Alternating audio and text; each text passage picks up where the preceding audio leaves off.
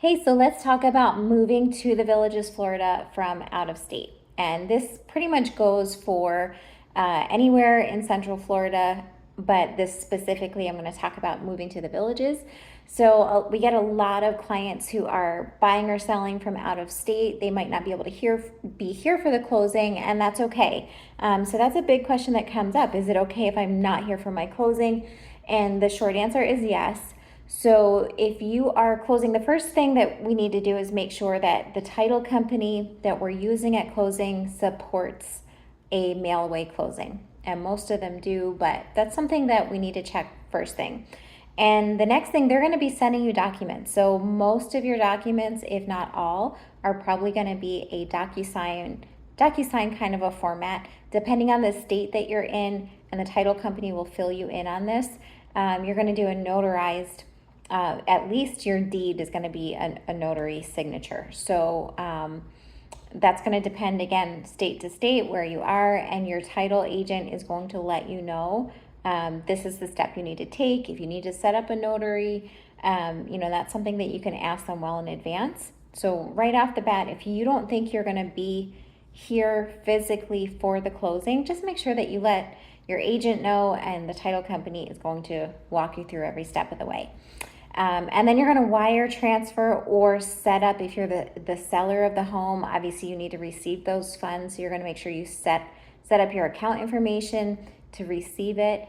And if you're the buyer, same thing, you're going to make sure that you send your funds.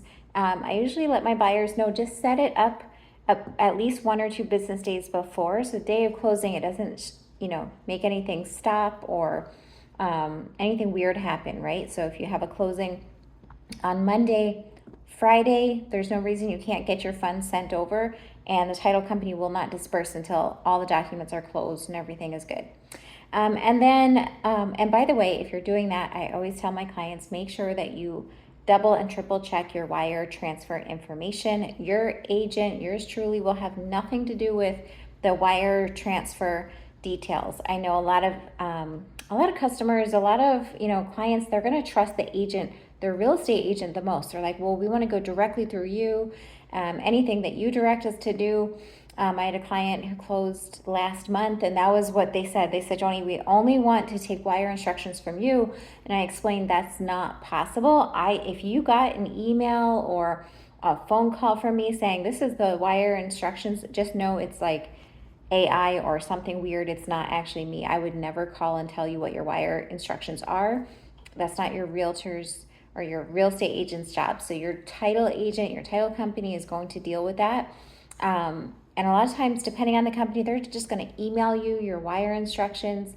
But I recommend personally get on the phone, talk to them in person, and just verify, okay, this is my wire instructions. This is where my bank is sending it. Just make sure that you double, triple check, because once you send those funds, that is it. Those are sent over permanently. And then finally, if you're moving to the Villages, one of your next steps is going to be your utilities while you're here. The title company, again, is going to help take care of you. They're going to set up your account. And about 30 to 45 days later, you will get a bill in the mail. So make sure they have the right mailing address for you. Chances are, if they sent you a package for closing, a mail away closing, they're going to have the right address for you. So if your bill is going anywhere other than where your new Villages home is, make sure they have that address. They're going to set you up in the system. You'll get a bill, and you can just register online to have it automatically withdrawn from your account. But they will walk you through that. So I hope that helps if you're thinking of buying or selling and doing it, from afar. It is easy. You just need to make sure that you are proactive. And depending on your circumstances, once in a while, you might have something a little bit out of the norm. I had a buyer the other month who was purchasing a home. He was doing a partial mortgage, and the rest was cash, but part of it was mortgaged.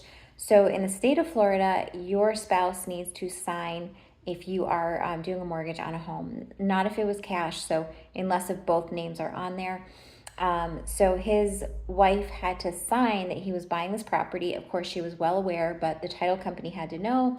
And the way that the title company worked it out was different than, you know, what the lender thought it was going to be. So we had to figure that out at, you know, during the closing week of who signs in what order.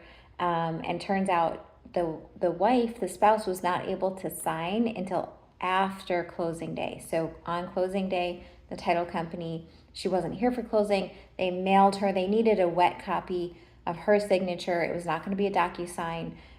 So every case is a little bit different. And then that, by the way, delayed actual closing, like disbursement of funds, till a couple of days because that had to be overnighted.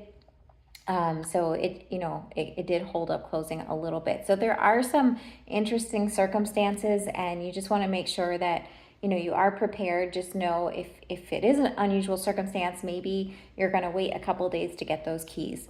But otherwise, it's usually pretty easy, pretty straightforward. And if you're not sure, you can always, you know, reach out, ask your agent, ask me, or we can talk about this with the title company. I hope that helps. Have an amazing day, and I know we'll talk soon.